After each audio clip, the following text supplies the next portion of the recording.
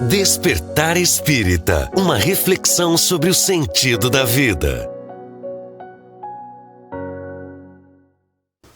Estamos iniciando mais uma edição do programa Despertar Espírita na TV Diário, sempre agradecendo muito a sua companhia. E aqui no estúdio a companhia sempre, a presença sempre do Jorge Brandão, da Márcia de Fô, do Diógenes Chaves, e com a nossa gratidão a Jesus e aos espíritos que estão também nos acompanhando, nos instruindo, nos intuindo nesta partilha dos conhecimentos da doutrina espírita, sempre com temas variados. E o tema de hoje é o livre-arbítrio. O que é o livre-arbítrio? Quais são os limites da nossa liberdade? Aliás, bom, depois a gente vai tratar disso ao longo do programa, né? Livre-arbítrio e liberdade são a mesma coisa? Mas vamos começar pelo início. Vamos começar pelo início. Jorge Brandão, o que é livre-arbítrio? Agradecendo, né, a todos que nos apoiam, que nos acompanham nas redes sociais, na TV. A gente está aqui sempre com esse propósito, né, de trazer à luz da doutrina espírita temas que são de interesse nosso, interesse de todos aqueles que nos seguem e também nos pedem muitas vezes, né? Então o tema de hoje, como não poderia deixar de ser, é muito, muito importante, né? Então o livre-arbítrio, ele está dentro da doutrina espírita como um dos temas básicos também, né? Porque isso se troca essa ideia sobre isso, se discute sobre isso no sentido de dizer, realmente, será que nós temos livre-arbítrio? O que é livre-arbítrio, né? Então, livre-arbítrio é a nossa capacidade de tomar decisões próprias, né? Sem interferência externa, digamos assim. Então, todos nós temos livre-arbítrio. Eu venho aqui defender essa tese, né, que é que o próprio Espiritismo defende. Todos nós temos, mas o livre-arbítrio é limitado ao nosso estágio evolutivo, né? Então, se nós não podemos cobrar o livre-arbítrio, que uma criança tome decisões, né? O meu livre-arbítrio, quando eu era criança, adolescente, jovem, adulto, e agora na maturidade, ele é totalmente diferente, né? Ele está baseado em aprendizado, em conhecimento, em experiências, principalmente, né? Que a gente vai adquirindo, que eu adquiri, né? Agora, nós só seremos livres, né? Eu trouxe aqui hoje algum material de Leon Denis, né? Que eu acredito que seja uma das maiores, assim, referências na doutrina espírita sobre temas como o livre-arbítrio, por exemplo. Tem um capítulo exclusivo sobre isso, né? Então vamos trocar ideias sobre o livre-arbítrio, estamos aqui para isso hoje, né? Muito bem. Dentro desta observação inicial trazida, desta opinião, né, desta informação inicial trazida pelo Jorge, Márcio e Diógenes, o livre-arbítrio, ele é comum para todos ou então ele tem limites diferentes de acordo com o nosso grau evolutivo? Hein, Márcia? O Jorge já fez uma pincelada nesse sentido também, né? Colocando justamente essa possibilidade de atuar nesse cenário evolutivo, cada alma, de acordo com o seu estágio evolutivo, o seu momento de acessar algumas questões, né? E se pensarmos bem, isso é muito justo na lógica divina, né? A gente não ser responsabilizado de certa maneira a um nível tão elevado quando a nossa compreensão é muito limitada. Esse exemplo da criança que o Jorge traz, que ela tem ali uma certa liberdade de acordo com a compreensão dela. Imaginemos se nós fôssemos punir uma criança por algum ato equivocado a um nível de que às vezes vai se punir alguém que está deliberadamente atuando, né? Digamos que a criança ali puxe baixa o freio de mão do veículo e o veículo acabe causando um acidente e deliberadamente uma outra pessoa, às vezes alcoolizada, causa esse acidente. Os processos são diferentes, o nível de responsabilização também são diferentes, né? Então, nesse sentido, com certeza. com certeza a diferenciação. E uma questão que me chama bastante atenção nesse contexto é justamente o questionamento das pessoas acerca do livre-arbítrio, né? Há uma conexão direta com Deus nesse processo e um questionamento. Mas por que Deus permitiu que fulano agisse dessa maneira? Por que Deus permitiu que eu cometesse tal equívoco? E esse questionamento eu já vi inúmeras vezes no atendimento mediúnico. O espírito que vem ali para ser atendido no seu processo de dor e de drama, que pai é esse que deixou eu atuar e fazer o que eu quis? Me responde. Como ele não me impediu? E esse realmente é um questionamento que temos que buscar um cenário mais palpável ali, uma soma de informações para que tenhamos uma resposta que possa também se acomodar na nossa razão, na nossa consciência, né? Então, Diógenes, o livre-arbítrio tem e possibilita ou impõe responsabilidades diferentes? Pois é, né? Esse é o grande desafio da doutrina espírita, né? Porque quando a gente começa a estudar a doutrina, a gente começa a descobrir que a gente tem um livre-arbítrio, né? E a gente começa a perceber que nós precisamos ser responsáveis por nós mesmos, que se a gente não se responsabilizar pela nossa própria caminhada, o processo evolutivo, em tese, não acontece, né? Então, o livre-arbítrio, ele tem esse objetivo, né? De nos dar a liberdade de construir a nossa própria caminhada. Porque daí porque se torna mais justo respondermos por ela. Porque o determinismo, né, infelizmente, ou felizmente, enfim, porque todo estudo é válido, né, tem alguns neurocientistas que vão dizer, tem alguns estudos que vão dizer que o livre-arbítrio não existe. Né, mas é porque ainda falta essa compreensão a mais do espírito, da espiritualidade, para nos dar essa informação de que o livre-arbítrio não está na mente, o livre-arbítrio está no espírito. Enquanto eu considerar apenas cérebro e mente, o livre-arbítrio vai estar na mente. E aí, se a gente vai estudar a mente, né, Jorge, a gente percebe que nós vivemos num automatismo. E aí faz sentido, o livre-arbítrio não existe. Mas quando a gente amplia esse olhar e entende que o livre-arbítrio está no espírito e que nós temos essa liberdade de construir a nossa própria caminhada, temos a liberdade de errar, acertar, fazer o bem, fazer o mal, mas também nos responsabilizamos, né? Então, essa autorresponsabilidade, ela assusta muitas vezes, mas é o caminho que nós temos para a gente poder evoluir. Eu gostaria só de complementar o que a Márcia falou e o Diógenes, porque a gente às vezes perde o fio da meada. O fio da meada, né?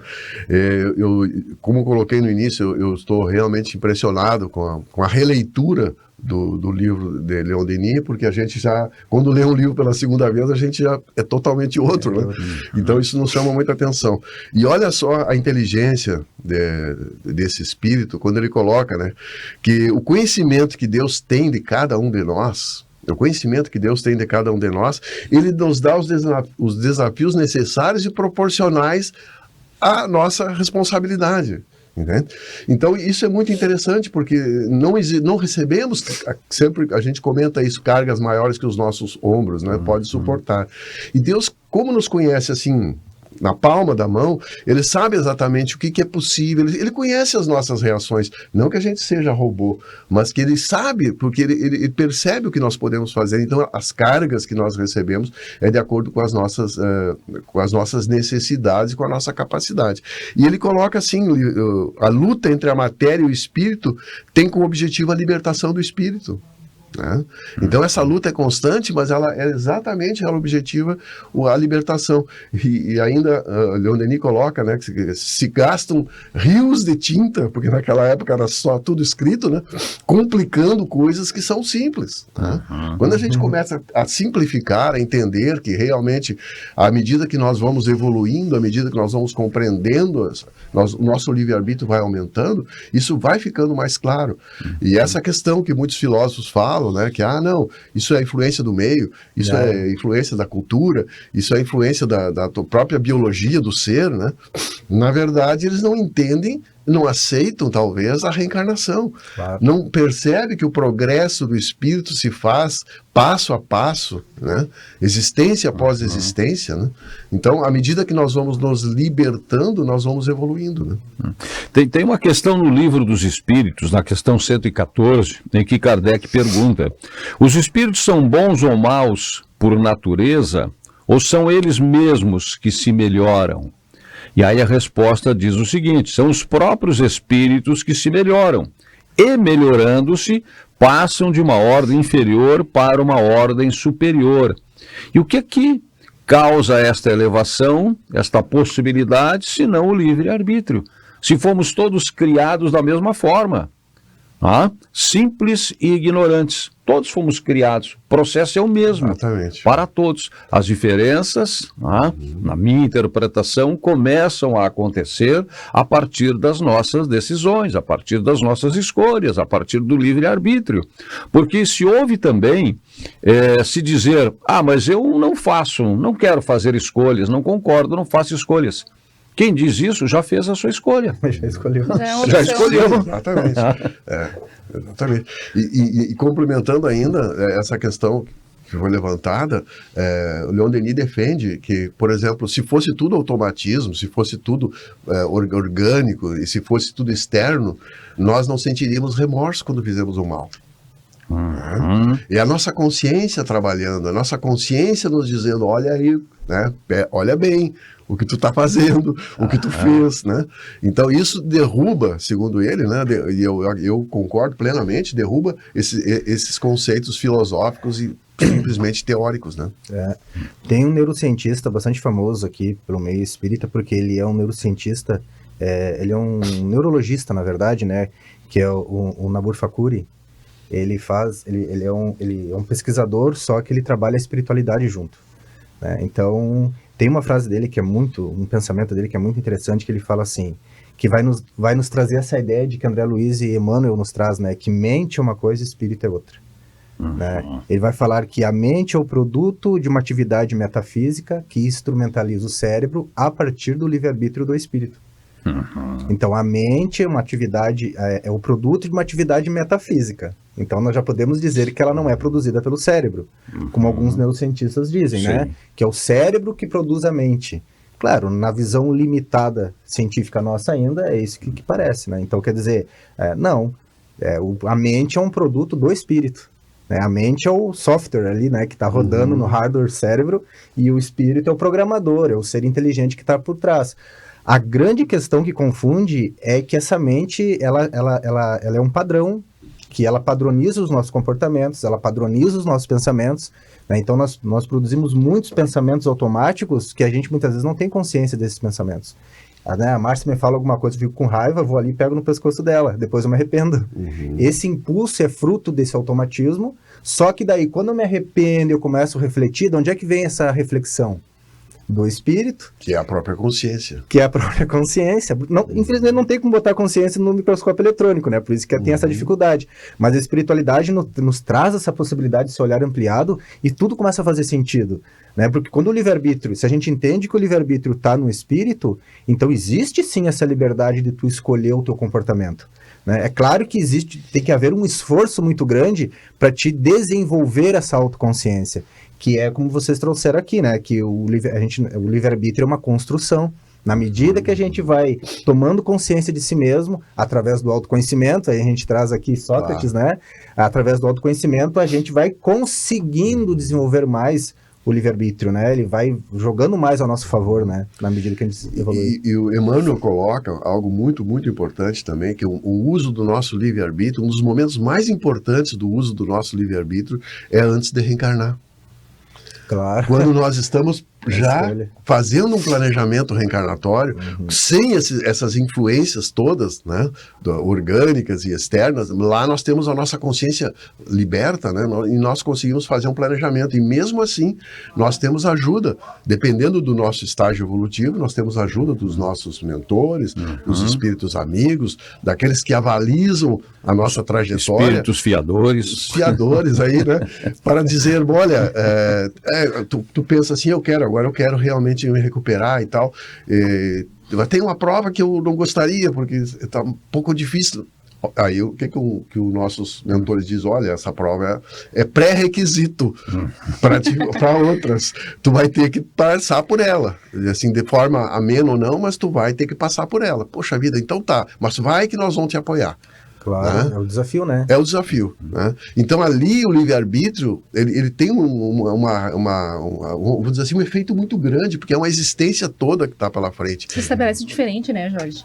Tu tá com a consciência mais ampliada, desconectado Sim. da matéria. A matéria interfere muito também no nosso poder decisório, porque tu sofre As intempéries, né? as consequências ali de todo esse chamamento também do mundo, né? A ligação fluídica. Tanto a espiritualidade diz que realmente é difícil estar na carne e tomar as mesmas decisões que se toma previamente antes daqui estar, né?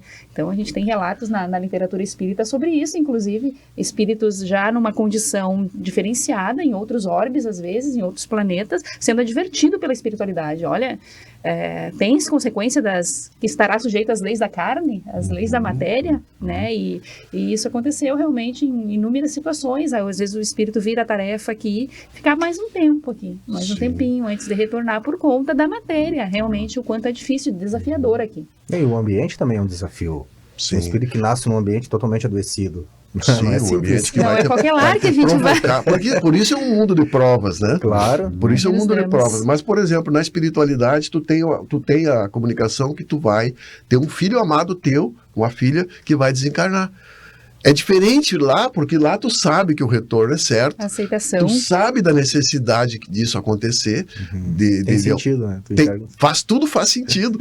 Aí tu diz, não, então, vamos lá. Aqui, Se esse é o preço. esse é o preço, eu vou pagar. E aí, aqui é claro, se tu não tá espiritual, se tu não conseguiu a compreensão, se tu não buscou evoluir, tu vai sofrer muito mais. Claro. Ah, sim. Tu vai sofrer.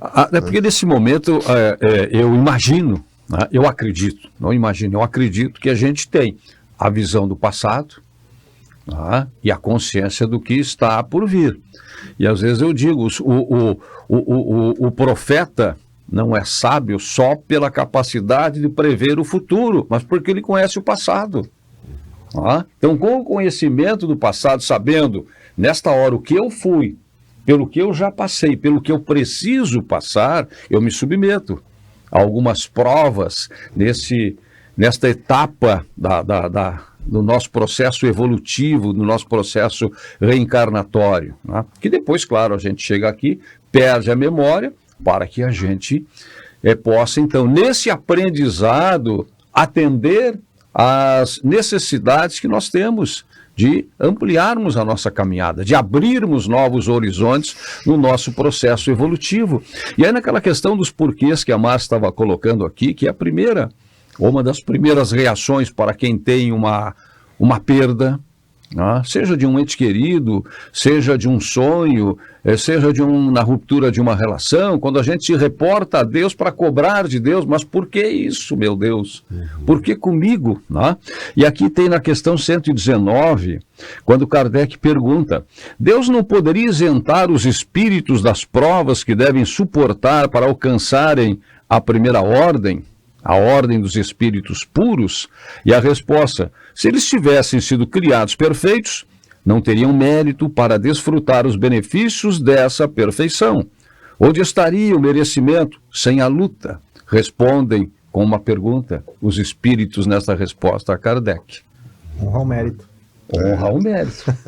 E Deus seria o responsável por tudo, né? Se não tivéssemos o poder de Sim. agir, de pensar, Nós a gente joga pra conta dele tudo, Terceirizar toda a culpa. toda a responsabilidade. É verdade. Jorge, eu vou lançar uma questão agora para... Nós temos aqui 2 advogados, né? Aham. E olha só o que Leon Denis coloca no livro Destino do Ser, né? Ele coloca assim, o livre-arbítrio, no ponto de vista jurídico, nas decisões dos tribunais, é considerado o seguinte, o crime é sempre resultado de um falso juízo. Como eu tenho informação, mas não estou no exercício, vou transferir para a colega Márcia. O crime é sempre resultado de um falso juízo. Isso, e aí ele coloca que as penalidades que deveriam conduzir o condenado à reflexão, à instrução, ao esclarecimento e à recuperação, e não ao exercício de mais maldade.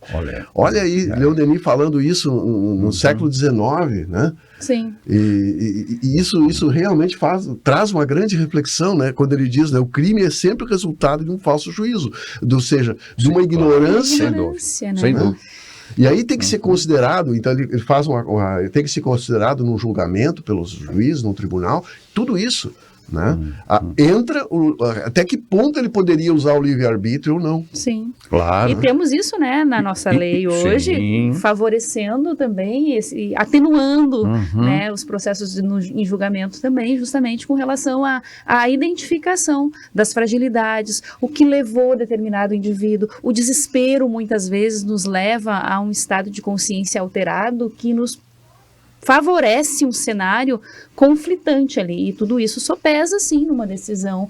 Que bom, né? Que bom que a gente está se equiparando, porque Deus tem toda essa complacência conosco também, possibilitando o nosso resgate, a nossa recuperação, à medida que realmente, como você colocou, apresentamos condições satisfatórias para que isso aconteça. Certa vez, Raul Teixeira, num diálogo com o Chico, jovem ainda, ele, num debate lá, ele vem fazer um questionamento, naqueles momentos em que Chico ficava posterior ao trabalho, com aquele grupinho mais seleto ali para trocar nessa intimidade algumas informações, e ele se atreveu, jovem ainda, a fazer um questionamento, porque ele se lembrava de um episódio do circo, no Rio de Janeiro, quando aquela turba toda de pessoas acabaram vindo a óbito por conta do incêndio, né? E ele acabou não entrando junto naquele circo por detalhe, porque ele estava preparado para ir, ele queria ir. Então ele se questionou, por que tanto tempo depois? Porque depois vieram informações de quem eram aquelas almas, aquele contexto todo, um resgate de muitos séculos atrás. E aí ele questionou a Chico, por que tanto tempo depois esse resgate aconteceu agora, passado tantos séculos? E aí o Chico assim, meu filho, é porque Deus não dá ponto sem nó.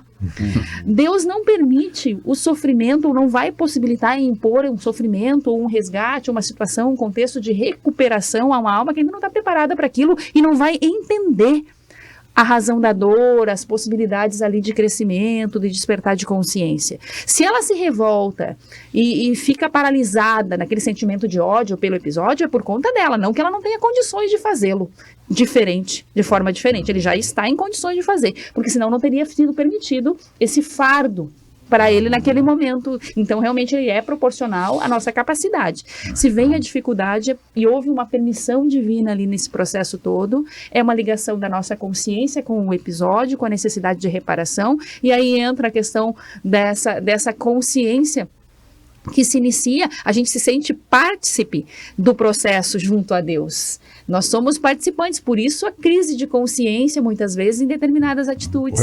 O remorso está posto ali justamente em razão da gente ter intrínseco, desde o momento da criação, o indivíduo já leva consigo que ele é parte de um todo criado por um ser absoluto, de certa maneira, e ele entende essa participação, e isso vai se ampliando. O próprio animal, o animal tem livre-arbítrio dentro do nível de compreensão dele, aliado ao automatismo dele, mas ele decide o que ele quer comer, o que ele não quer comer, se ele vai morder ou não, é uma escolha dele, se ele está agitado ou não, ele escolhe onde vai deitar, ou aqui não quer, às vezes ele só cheira e simplesmente não quer. Então a gente percebe ali realmente que já há um processo de elaboração nesse despertar. Eu perguntaria, quando inicia realmente a roda do livre-arbítrio na nossa caminhada evolutiva? A responsabilização pelos atos em si, que a gente sai desse automatismo. Em que instante isso se dá? Porque um selvagem que vive na Amazônia, que nunca teve contato com civilização, que existe ainda, né, algumas tribos que estão totalmente isoladas, ele também tem o livre-arbítrio quando ele sai caçar. Ele vai com a flecha, ele pode escolher entre atingir um macaco ou um peixe. Esse é o livre-arbítrio dele, né? E assim, à medida que nós vamos evoluindo, nós vamos sendo cobrados disso. A responsabilidade está junto, né, com as nossas ações. Eu penso nessa questão levantada pela Márcia, que começa quando nós nos damos conta da nossa capacidade de pensar. E aí vem René Descartes e nos diz, penso, logo existo. Penso, logo existo. E Kardec, séculos depois, analisando esta frase, esse axioma, esta filosofia, diz, penso, logo existo e duvido.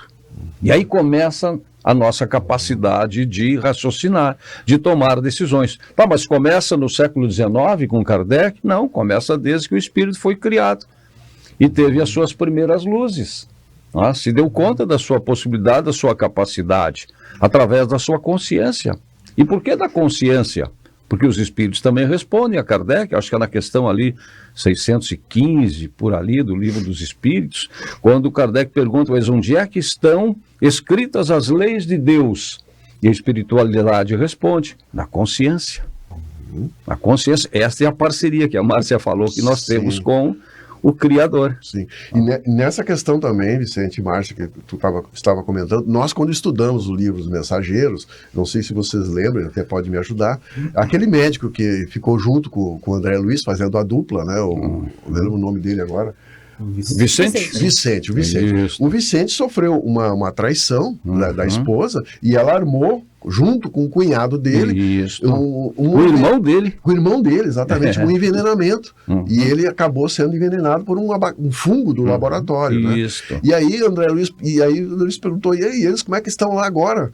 Fizeram essa barbaridade contigo e agora como é que eles estão lá no plano terreno? Não, eles estão vivendo, normal. Mas e a justiça de Deus? E aí o André Luiz, aí o Vicente responde, o tempo de Deus é diferente do nosso. Né? A justiça de Deus, como disse a Márcia, ela vai acontecer no tempo certo, no momento certo. Então aquelas aparentes injustiças, né, na verdade, é a lei de causa e efeito agindo. Né? É verdade. No processo de psicoterapia, o paciente ele só vai se engajar na psicoterapia se a psicoterapia fizer sentido para ele. Então, ele traz uma demanda, e isso tem a ver com o que a Márcia trouxe lá do exemplo lá do circo, né? Que calma, né? Circo de Niterói. O que acontece? Quando a pessoa ela começa a psicoterapia, ela vem, num primeiro momento, boa parte vem e diz assim, tá aqui meu problema, resolve para mim. Né? Me dá uma pílula aí. E não é assim, né? Então, o processo é ajudar o outro a se ajudar. Como?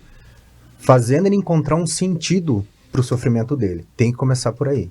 Ele precisa saber por que ele está sofrendo. Que isso não é um castigo, não é uma punição, é um processo. Mas, na medida que a gente vai ajudando o paciente a ter autoconhecimento, a entender como a mente dele funciona, esse programa que faz ele ficar refém automático disso, ele precisa sair desse automatismo. Para ele sair desse automatismo, ele tem que se afastar, né? E olhar para os próprios pensamentos, questionar os próprios pensamentos.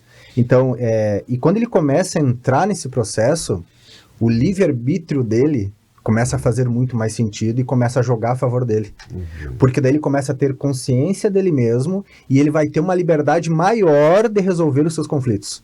E ele não vai dizer que é o Vicente que tem que resolver para ele, que é a Márcia, que é o Jorge, porque eu tive uma infância horrível e agora eu sou assim, tô determinado a ser uma pessoa assim, amargurada e vou morrer assim. Não.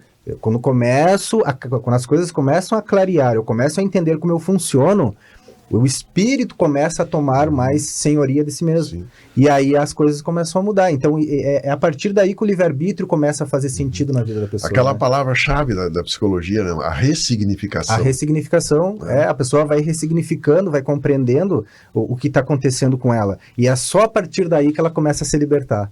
Né? A libertação, a liberdade, ela é um processo também que a pessoa ela não nasce totalmente livre. Ela vai se libertando na medida que ela vai tomando consciência dela mesma. E daí, através do conhecimento, por exemplo, do caso do Vicente, ele poderia tentar se vingar e entrar num processo de perturbação incrível, achando que ele que deveria fazer a justiça. Mas ele tinha um conhecimento, uma compreensão, e ele disse, está no tempo de Deus. Isso é uma grandiosidade. E isso e isso é uma escolha. É uma escolha. É uma escolha. É verdade. Mas é uma escolha consciente, raciocinada, né?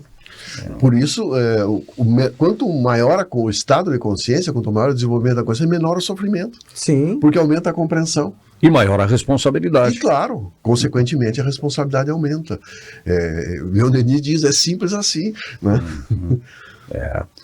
Tem a questão 121 também, e a Márcia, de certa forma, tangenciou sobre essa questão, e aí eu me reportei àquela pergunta que um irmão me fez depois de uma palestra, no Lar de Joaquina, acho que eu já relatei esse fato aqui, terminei a palestra, ele veio perguntar para mim, por que as pessoas são diferentes?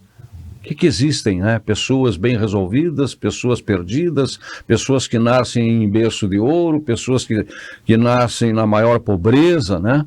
E aí, revendo várias das questões, e para a gente ter também uma dimensão da importância do livre-arbítrio, a questão 121 de, opa, está aqui a resposta.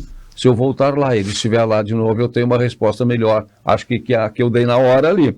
Por que certos espíritos seguiram o caminho do bem e outros do mal?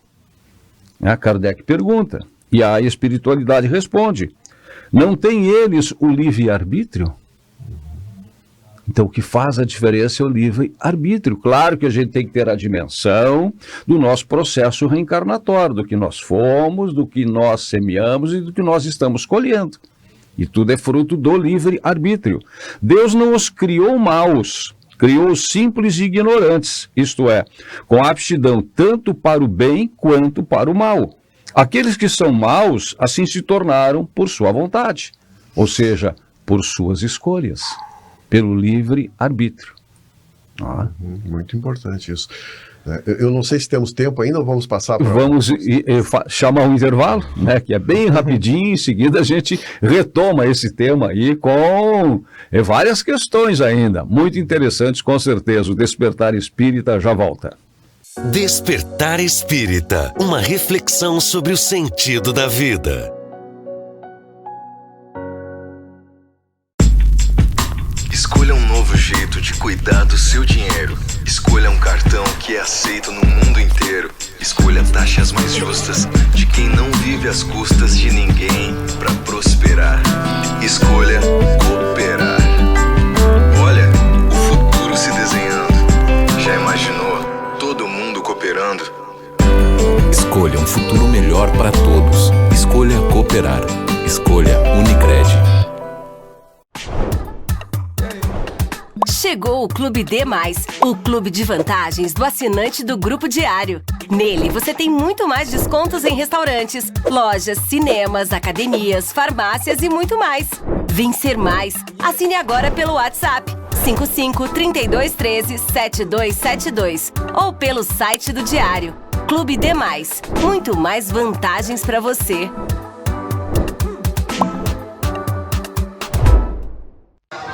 Bora pra mais um dia de jogo. Isso aí é inimigo do gol, rapaz. Joga nada. Eu falei. Ih, rapaz, contra-ataque. Vai driblar 3 na sequência, ó. Falei. Todo jogo é igual. Todo jogo é igual? Tá maluco? O lance do jogo é ser imprevisível. É jogar junto e com responsa. Pô, não tinha pensado nisso. Cada jogo é único e isso vai ser sempre igual. KTO. Na vida, enfrentamos batalhas diárias, lutando por cada sorriso, por cada amanhã. Nós, da Casa Maria, estamos aqui para apoiá-los a cada passo na jornada pela vida.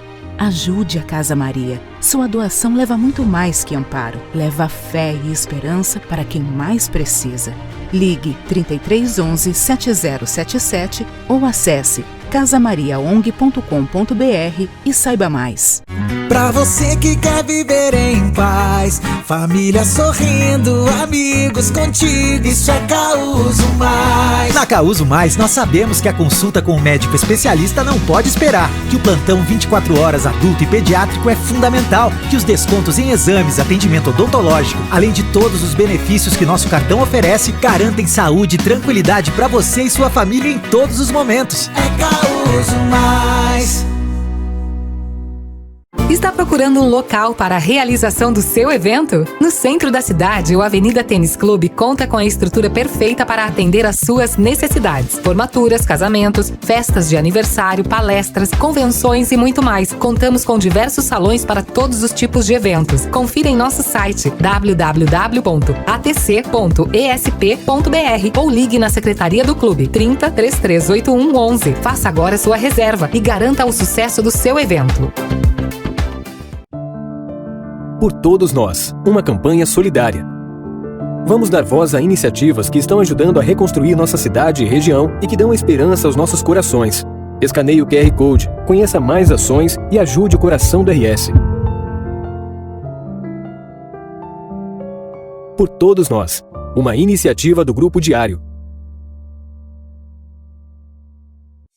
Despertar Espírita, uma reflexão sobre o sentido da vida. Despertar Espírita na TV Diário está de volta, sempre aqui na companhia do Jorge Brandão, da Márcia de Fodo, Diógenes Chaves e, é claro, na sua companhia que está aí nos assistindo. Livre-arbítrio é o nosso assunto de hoje. Por onde é que continuamos, Jorge? Complementando, Vicente, até o que tu estavas falando sobre o Livro dos Espíritos, que é uma realidade muito, muito, assim, clara, né? Eu, quando estudava, quando estava na faculdade, até fui colega do Diógenes, né, durante alguns semestres ali, e uma professora me colocou na questão da importância da educação, a importância para a formação do ser, e a gente não nega a importância da educação, né? E aí ela disse, comentando com ela, eu disse, não, professora, eu tenho 5 filhas, né, são 5 mulheres, todas foram educadas por nós, foram educadas nos mesmos colégios, e elas são totalmente diferentes, né? Totalmente gosto diferente, tendências diferentes, né? E ela disse assim, não, acontece que elas foram criadas em tempos diferentes, né? Por isso. Eu digo, mas então a senhora me explica só uma coisa, eu tenho gêmeas. E elas são totalmente diferentes, com gostos, com virtudes, com defeitos, né? E aí ela não teve o que responder, né? Vai embretando. Essa foi boa. Então, é o que nos torna individuais, né? A possibilidade de atuar no cenário por nossa vontade própria. E isso vai fazendo com que a gente vá se afinizando, vá fazendo escolhas, vá vendo a vida individualmente também, apesar de estar num coletivo, né? Sim. O apóstolo Paulo... Essa é boa. O apóstolo Paulo é consciente de que o uso da faculdade de homem determinar-se a si mesmo deve principalmente trazer dignidade e paz de espírito. Aí ele alerta, na carta aos Coríntios 10, 23. Todas as coisas são lícitas, no sentido de que todas as coisas são permitidas. Todas as coisas são permitidas, mas nem todas convêm. Todas são permitidas, mas nem todas edificam. Então vejam a graça do livre-arbítrio. Deus nos concedeu a capacidade de nós, quando a gente falou aqui em outros programas sobre destino, determinismo, livre-arbítrio, de certa forma, para mim que faz toda a diferença e explica, inclusive, esses avanços, alguns mais positivos, digamos assim, outros em situações de atraso, e aí se refletem também nas nossas vivências, nas nossas experiências, né? Se dá a partir das nossas escolhas, das nossas decisões dentro do processo. E eu cheguei, inclusive, a ousar pensar, né? Inclusive na grande alegoria do processo de criação. Em que a maçã, coitadinha da maçã, paga até hoje o preço do pecado original. Sim, é uma terceirização da culpa. Pois é. Quer dizer, ali foi colocada o livre-arbítrio.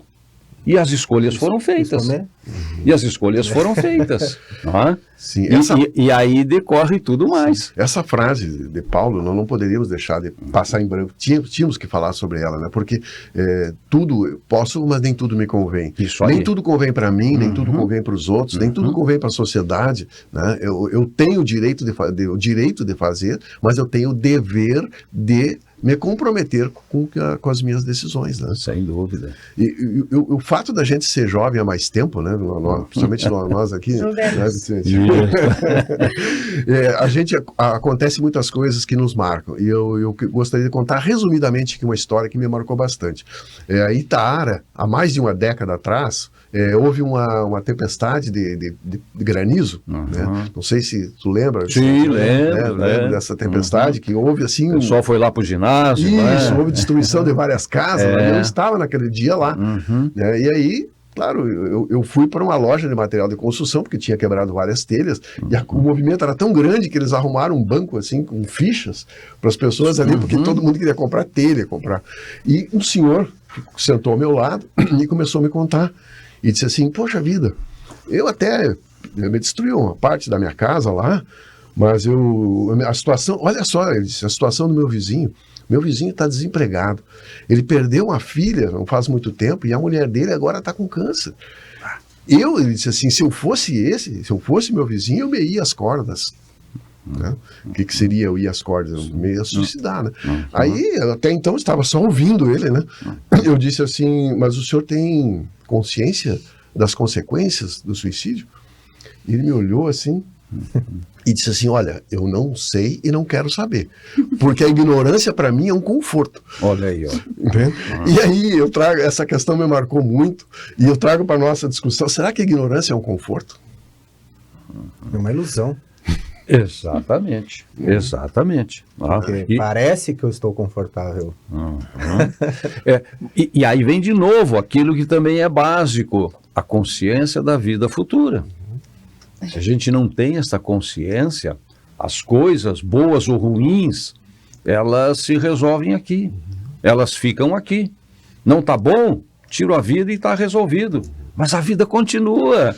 Sim. Queiramos ou não, a vida vai continuar. Sim. E sempre vai nos cobrar as nossas decisões. Mas essa questão da ignorância é um conforto, é uma questão que muita gente pensa também, né? Muitos pensam, né? Porque se a ignorância fosse um conforto, tu não ia progredir. A lei do progresso é uma das leis que a própria doutrina nos coloca como inexorável, né? De alguma forma nós vamos ser convocados, cutucados para crescer, para evoluir. Então o sofrimento sem conhecimento, ele vai dizer assim, não, tudo é fatalidade, olha que fatalidade, olha como eu estou sofrendo. Leva ao desespero, né? Leva ao desespero, né? Leva ao desespero. Então isso realmente é algo que tem que ser repensado, né? Nessa questão, sendo que a ignorância não pode ser um conforto, né? É uma prisão, Jorge. Ela te limita, ela não te possibilita ampliar a percepção e acessar coisas que tu nem imaginam que existam, né? É só o conhecimento realmente que te dá esse poder da atuação no cenário da vida, né? De maneira ampla, e ao longo da evolução a gente percebe que isso se dá de maneira exponencial, assim, quanto mais o conhecimento ele acaba sendo cumulativo. Imaginemos nós quando começamos a ler o primeiro livro espírita ali, poxa, isso está se encaixando, e depois outras obras, a gente percebe que uma complementa a outra e a nossa capacidade de captação já se ampliou porque o terreno está mais favorável, porque a gente já tem uma ampliação de consciência, de estudo, de embasamento, né, o mínimo ali para conseguir perceber mais. Então se percebe nesse sentido realmente aquela frase de Jesus de que conhecereis a verdade e ela vos libertará, ela é realmente a verdade absoluta nesse sentido, né? Então quando o Diógenes trouxe uma questão ali também, falando que essa nossa liberdade, o livre-arbítrio, ele é limitado, a gente está dentro de uma limitação, né? E realmente a gente percebe isso com relação ao conhecimento, né? Pensemos num cálculo matemático muito elaborado que só alguém com muita capacidade intelectual na análise de cálculos específico conseguiria elaborar. Pensemos nesse cálculo, a gente sequer consegue mensurar esse cálculo, porque não está no nosso hall de conhecimento, de captação. E aí se percebe uma limitação ali. E realmente, quanto mais a nossa consciência se amplia, a nossa capacidade intelectual possibilita, maior liberdade a gente tem, maior conhecimento a gente tem, maior livre-arbítrio a gente tem. Então, eu tenho livre-arbítrio? Sim. No limite, no teto do meu conhecimento, da minha intelectualidade. É proporcional. Ele bate na trave da intelectualidade. Por isso as duas asas. Moral por isso que às vezes nos leva a cometer muitos erros. Porque pela falta do conhecimento a gente se compromete. Porque nós temos a liberdade de ação. Eu quero voar. Então, sobe ali no segundo andar e te atira. O que vai acontecer? Tu tem essa liberdade, mas te faltou conhecimento. Conhecimento da física, né? Poxa, tu sabe, não vai acontecer. Existe uma lei da gravidade que vai te fazer mal. Mas, no entanto, a gente tem a liberdade também de olhar para aquele resultado que é dolorido, que é complicado, e eu fazer daquilo algo positivo para o meu crescimento. Então, o livre-arbítrio está sempre presente, ainda que em alguns momentos ele jogue contra mim. Algumas pessoas fazem até uma certa confusão entre livre-arbítrio e liberdade. Tá? Livre-arbítrio é a nossa capacidade, a nossa possibilidade de escolher, pelo menos nas leituras que eu encontrei, para esse estudo e para o nosso estudo permanente, nossa capacidade, nossa possibilidade de decidir entre o bem e o mal. liberdade é diferente, até porque fazem a confusão que se faz entre livre-arbítrio e liberdade irrestrita. E não existe liberdade irrestrita. O livre-arbítrio, sim, quando me remete a fazer as escolhas entre o bem e o mal. Liberdade, segundo alguns doutrinadores, é a possibilidade de nós decidirmos pelo melhor livre-arbítrio. Quer dizer, e aí vem o exemplo que o Diógenes está falando, eu posso me atirar. A liberdade me dá essa condição. Eu subo aqui no prédio mais alto e vou me jogar e vou sair voando. O livre-arbítrio vai me dizer, não é tudo isso. Nossa capacidade de escolha é entre o bem e o mal. Sempre será entre uma coisa e outra, né? E Santo Agostinho, que escreveu um livro, que foi... Foi ele que falou isso. Foi ele que falou isso aí. Em 395, a data do livro, ano de 395, Santo Agostinho escreveu um livro, era Libero Arbítrio, ou coisa assim. Eu escrevi aqui para não errar, tá aqui, ó. Libero Arbítrio, exatamente isso. Foi uma obra de autoria de Santo Agostinho, livro que tem data de 395.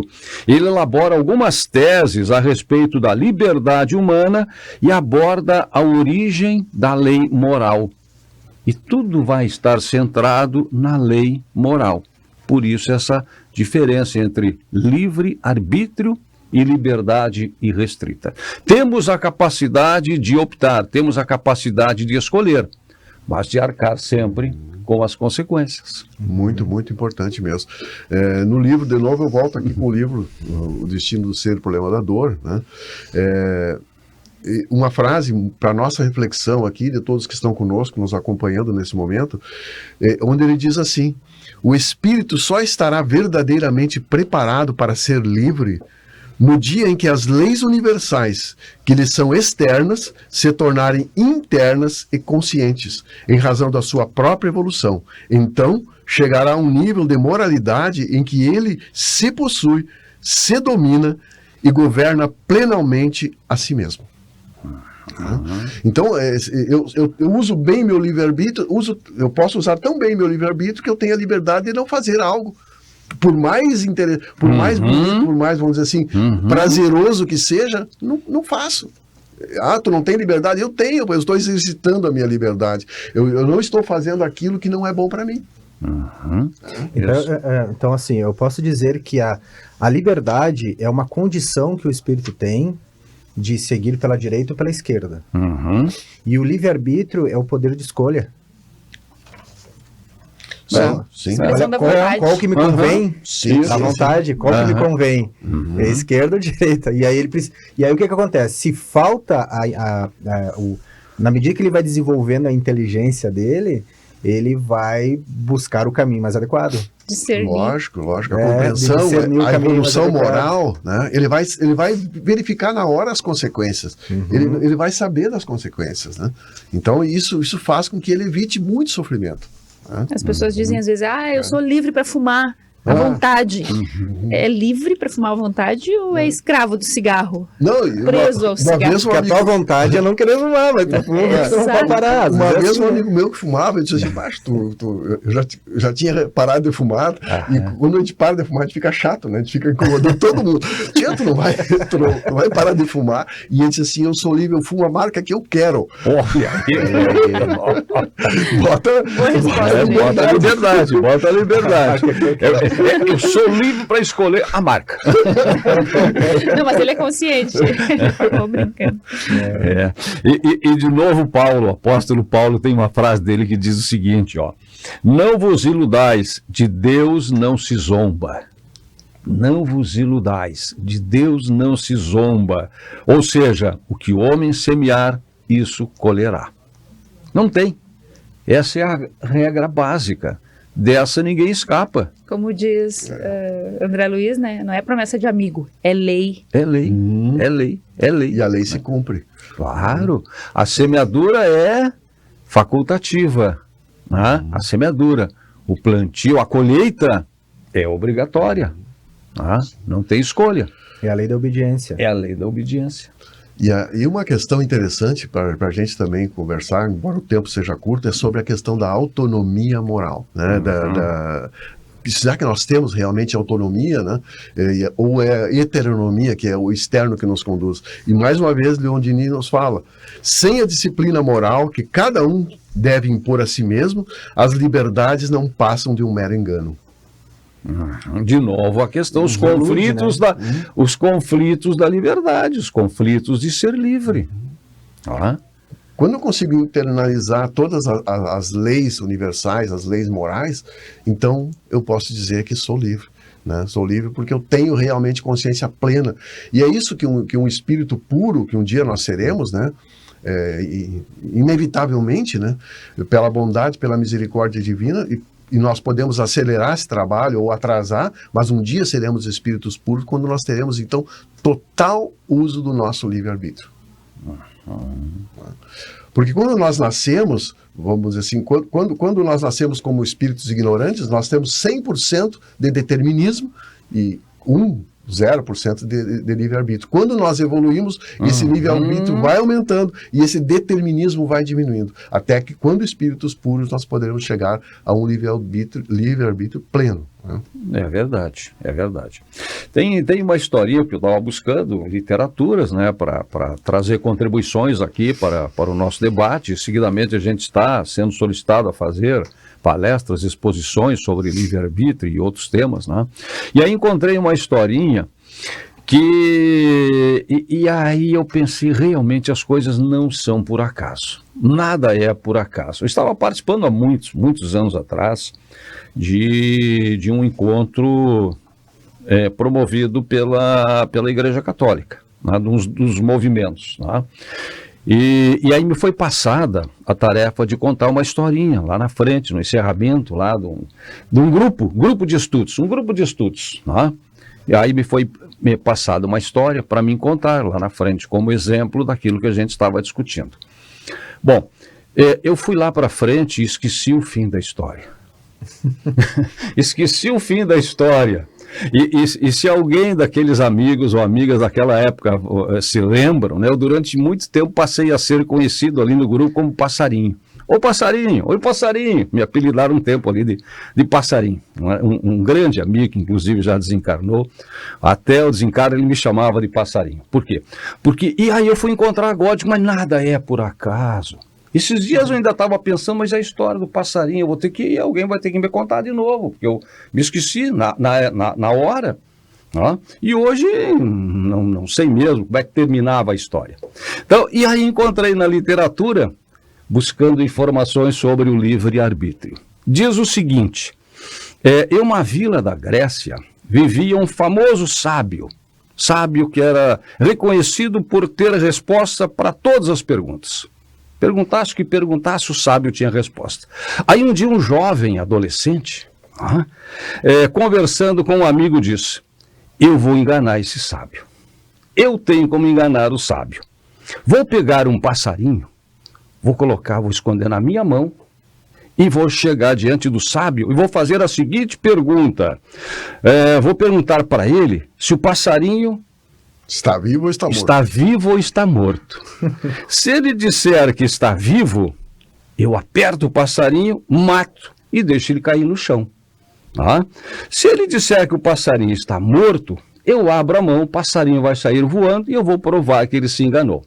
Eu vou enganar o sábio. E foi preparado. Tá? Chegou na frente do sábio e fez a pergunta. Aí o sábio olhou serenamente para aquele jovem e disse só o seguinte, meu jovem, a resposta está em suas mãos. E foi essa a conclusão que eu me esqueci na hora e que agora reencontrei, né? Meu jovem, a resposta está em suas mãos. E esse é o livre-arbítrio. A resposta sempre estará em nossas mãos. E a gente sempre querendo enganar Deus, né? Exatamente. Eu queria enganar o sábio. Queria enganar o sábio. Isso comprova, né, que nós somos obreiros da nossa própria liberdade. Todos nós. E isso me lembra, estava lendo agora, estava me lembrando, tem muitas pessoas, muitos jovens e adultos, né, que às vezes, agora nesse momento, podem estar amargurando, né, pode estar ali com ressentimento em relação aos seus pais, porque não foram compreendidos, não foram amados, não foram acolhidos, e daí estão numa situação de muita amargura, de muito ressentimento agora, e nada fazem para mudar isso, porque eles acham, porque se eu tivesse uma educação melhor, hoje eu estaria mais feliz, sempre delegando para a infância ou para os pais, terceirizando a culpa. E isso me faz lembrar aquele pensamento assim, não é que o Jorge já trouxe aqui também, não é o que a vida fez contigo, não é o que teus pais fizeram contigo, é o que tu tá fazendo com o que eles fizeram contigo, né? Então vai sempre recair em ti. E aí também, tu que sabe, tu quer apertar o pássaro ou tu quer deixar voar? Então, o que tu vai fazer com o que teus pais fizeram contigo? A escolha é tua, tu não tá determinado por eles. Então, enquanto tu estava lendo, eu estava lembrando dessa frase. Sim, porque as más influências, elas podem nos influenciar, mas a decisão sempre vai ser nossa, o final vai ser nossa. Inclusive, aí vem a questão das influências espirituais, né? Exatamente. Que nós também estamos sujeitos. Não só as influências do meio, as influências externas, materiais, físicas, orgânicas, né?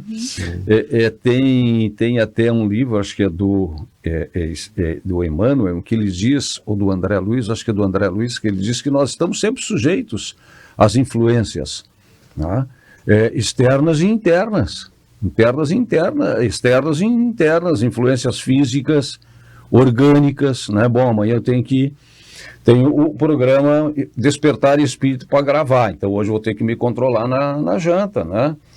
Deixar qualquer bebida... Deixar o vinho de lado, para amanhã acordar bem, acordar com ânimo, com disposição. Né? Então, estamos sujeitos a essas influências, a influências cósmicas, né? O Sol não nos traz só luz, nos traz também energia, vibrações, não é só luz e vitamina D, né? Também energias, vibrações, irradiações e influências espirituais. Nessa questão, Vicente, que tu falou, eu lembrei agora de uma questão do Livro dos Espíritos, se alguém souber o número da questão, pode me falar aqui, me ajudar, onde Kardec pergunta, né, que se nós temos um pensamento pesado, negativo, e somos influenciados pelos espíritos, se nós elevar os pensamentos, essa influenciação para, e o que os espíritos respondem? Sim, nosso pensamento determina, mas como o gato espreita o rato, se nós baixarmos, ela volta. Tá? Bem assim colocado, né? Eu achei tão interessante isso, né?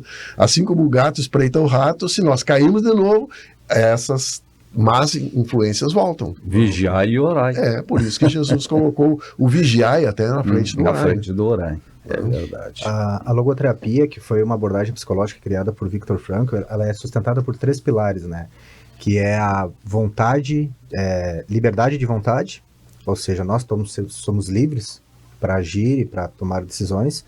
A vontade de sentido, ou seja, todos nós estamos buscando por um sentido, temos a necessidade de buscar por um sentido, e o sentido da vida, né? Que é o que vai dar significado para a nossa existência. E a respeito da liberdade de vontade, tem uma frase de Viktor Frankl que eu acho muito profunda, que ele diz assim: pode-se tirar tudo de um indivíduo, tudo, porque tudo foi tirado dele lá no campo de concentração, foi tirado dignidade, foi tirado a roupa, foi tirado tudo, ele era um número apenas lá, né? Então, pode-se tirar tudo de um indivíduo, exceto uma coisa, a última das liberdades humanas, escolher a própria atitude em qualquer circunstância, escolher o próprio caminho. Isso ninguém tirou dele lá. Verdade. Nem um soldado conseguiu tirar deles. Sócrates está livre. Inclusive foi uma das conclusões que ele chegou, né? Porque ele observava que em média de cada 30 que chegavam lá, 1 ou 2 só sobreviviam. E ele foi observar o que essas pessoas tinham em comum, né? E aí ele observou que eram pessoas extremamente caridosas e tinham um propósito, né? Tinham um propósito, tinham um sonho, né, a realizar. E isso dava vitalidade, energia para vencer, inclusive, as doenças dentro do campo de concentração. E foi imposto um laboratório para ele, né, Jorge? Foi. Porque muitos cientistas escolhem se vão para um laboratório fazer uma pesquisa ou não. Ele não, foi imposto para ele, vai entrar aí, vai estudar. E ele confessa que nas horas mais difíceis ele se imaginava em universidades levando aquela proposta adiante para o mundo. Olha aí. É verdade. Alimentando um projeto. Um projeto que estava nele, né? E também, ele diz também que quando tu alimenta, por exemplo, quando tu tem amores, pessoas que tu ama, porque enquanto ele estava lá dentro, ele estava imaginando reencontrar o pai, como é que é? O pai, a mãe, a mãe, esposa, o pai e a esposa. Todos estavam mortos. Só que ele não sabia, né? Mas aquilo alimentava ele de crescer de lá. Inclusive teve uma sessão mediúnica dentro do campo de concentração, né? Ele participou e ele recebeu uma mensagem da esposa e ele ficou assim, né? Ficou pensando, como é que é? Como assim? Sem entender o que estava acontecendo, né? São propósitos, né? E alguém pode até pensar, como a gente pensa, bom, mas eu não tenho um propósito assim desse tamanho. Mas todos nós temos propósitos. Não é o tamanho, é ter um objetivo. Pode ser pequeno. Acho que muitas vezes eu penso nisso, o que faz a diferença é tu dormir tendo uma boa razão para acordar. Dormir tendo uma boa razão para acordar. Amanhã eu vou fazer o quê? Amanhã tem gravação do programa Despertar Espírita. Como é bom. Já acorda animado. Tem alguma coisa para fazer. Tem alguém, né, a quem saudar. Tem encontros, reencontros pelos quais esperar. Eu acho que tudo isso faz parte dos nossos objetivos, dos nossos alimentos que vão além das questões meramente materiais, embora elas também tenham o seu grau de importância, evidentemente. Amanhã eu vou ver um carro novo, estou pensando em trocar de carro. São objetivos. Dormir pensando em alguma coisa boa, uma razão para acordar no dia seguinte. Motivo, né? Victor trouxe 3 grandes propósitos que faz tu superar o sofrimento. Ter um projeto de vida, que era o livro que ele queria fazer depois que saísse de lá. Ter alguém para amar, isso aí, para depositar o teu amor, que era a esposa e os pais, que ele alimentava em sair de lá e reencontrar. E fazer do próprio sofrimento um bem para o outro. Então, assim, eu tô sofrendo, mas se eu sair disso daqui, eu vou ser um exemplo bom pro outro, porque provavelmente vai passar pelo mesmo que eu passo. Tem uma utilidade. E eu tenho uma utilidade. Fazer do sofrimento uma utilidade. Cara, os 3, ele passou pelos 3. Nosso tempo está terminando. Eu vi um comentário muito interessante de uma pessoa muito espiritualizada que me chamou a atenção, e dizendo que as pessoas que nascem com deficiência intelectual, na maioria das vezes, elas precisam desenvolver a amorosidade. E como elas são amorosas. Né? Talvez por terem obstruído, né, essa amorosidade com muita intelectualidade, agora elas precisam desenvolver esse lado amoroso. Isso me tocou bastante, achei muito bonita essa questão. Né? E sempre lembrando, né, que essas escolhas foram feitas no nosso projeto reencarnatório. Não são castigos. Momento decisivo. Momentos decisivos. É verdade. Márcia. Marina, né? Possamos usar bem, né, a nossa liberdade, essa oportunidade que temos aqui de caminhar, né, nesse porto, que pode ser seguro ou não, dependendo das escolhas que a gente faça, e da forma mais adequada, realmente, né, tendo um lugar para voltar. Eu penso que esse seja o sentido da vida para mim e para muita gente que é muito conectada à família também, né. É tão bom não apenas ter uma razão para acordar, porque acordar, eu posso acordar do lado de lá também e vou continuar essa caminhada, mas ter para onde voltar, né, ter um porto seguro ali, ter uma estrutura, mesmo desafiadora, mesmo complexa, né, é essência, é troca, e isso é muito bom, né, e quando a gente amplia a visão e vê que só há um lado, né, que tem 2 faces ali, estar na carne ou não, estamos todos juntos e conectados, aí percebemos que não há um afastamento eterno, que a gente está junto, a gente volta para aquele porto seguro que é a conexão mental, é a sintonia, porque não é um lugar especificamente, é voltar para um estado de consciência, de paz, de tranquilidade. O contexto apenas favorece, para que a gente possa realmente estar presente, né, em cada momento da vida, que a gente possa estar lá junto com a família, que a gente possa estar lá junto com os amigos, que a gente possa estar aqui nesse momento, que a gente não viva sempre buscando coisas externas e não aproveitando a oportunidade dessa troca, da convivência, do alimento fluídico que é realmente a relação saudável, que nos possibilita realmente imunidades psíquicas, a interferência espiritual que às vezes se obsta ali, porque o teu sentimento está mais elevado nessa relação de amor, de afeto. Ter alguém para amar, tu vibra num sentimento que te desconecta de interferências deletérias, que podem te levar a uma condição de doença muitas vezes, né? Que nós possamos ter provocado essa reflexão para uma compreensão maior que a ignorância realmente não é um conforto. Sem dúvida. E os canais de comunicação, porque eu fico pensando, imaginando, quem está agora nos assistindo, né, e a gente tratou de várias questões, mas tem muitas, e com certeza quem está agora nos acompanhando, quem nos acompanhou, também fez as suas reflexões. E com certeza teria contribuições para dar. Quais são as formas de interatividade, além dos nossos contatos pessoais? Eu tenho recebido várias manifestações de amigos, de amigas, de pessoas que nos acompanham, que trazem sugestões, fazem comentários, né? E acho que isso também é importante, na medida em que, dentro do despertar espírita, a gente possa motivar as pessoas, né? E que eu sei, não são apenas telespectadores, né? Nem seguidores, mas são pessoas que também, né, têm a capacidade de pensar, de refletir, de contribuir, de amadurecer, de aumentar o seu conhecimento, que é, em última análise, o que nós estamos tentando fazer. Perfeito. Inflar a curiosidade. Um dos nossos objetivos é cutucar, é desconfortar, né? Sim. Para despertar. Além da TV Diário, né? Que esse programa passa no sábado e no domingo, e também reprise durante a semana. Nós temos o YouTube, né? Através das várias plataformas, onde se colocar ali Despertar Espírita, né? Vai ver esse símbolo que está aparecendo aqui e já vai poder fazer comentários, assistir, parar, voltar. Eu não entendi bem, eu quero voltar, volta e assiste de novo, né? A gente assiste os programas sempre depois que a gente realiza, e também a gente consegue ver assim o que a gente pode melhorar, né? E nos manda a tua opinião, né? Isso aí. Obrigado mais uma vez, Jorge Brandão, Márcio de Ford, Diógenes Chaves e a todos que nos acompanharam em mais esta edição do Despertar Espírita, que termina aqui com a certeza sempre de que a vida continua nesta e em outras dimensões. Até o nosso próximo encontro.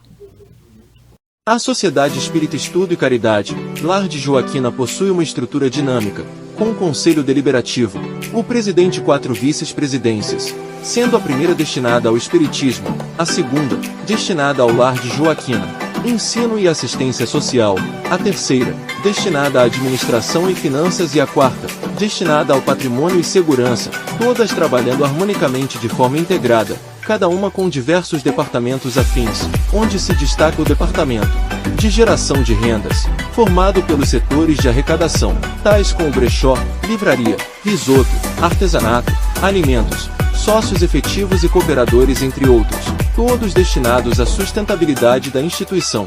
Hoje, nossas despesas básicas são com o Lar de Joaquina e Centro de Assistência Social Lar de Joaquina, que oferece 3 refeições diárias a mais de 120 crianças, além da folha de pagamento de seus funcionários. Graças à colaboração de muitos anônimos, as nossas atividades são viáveis. Espiritismo. Reuniões públicas espíritas. A temática abordada versa sobre as obras de Allan Kardec, o Livro dos Espíritos e o Evangelho segundo o Espiritismo.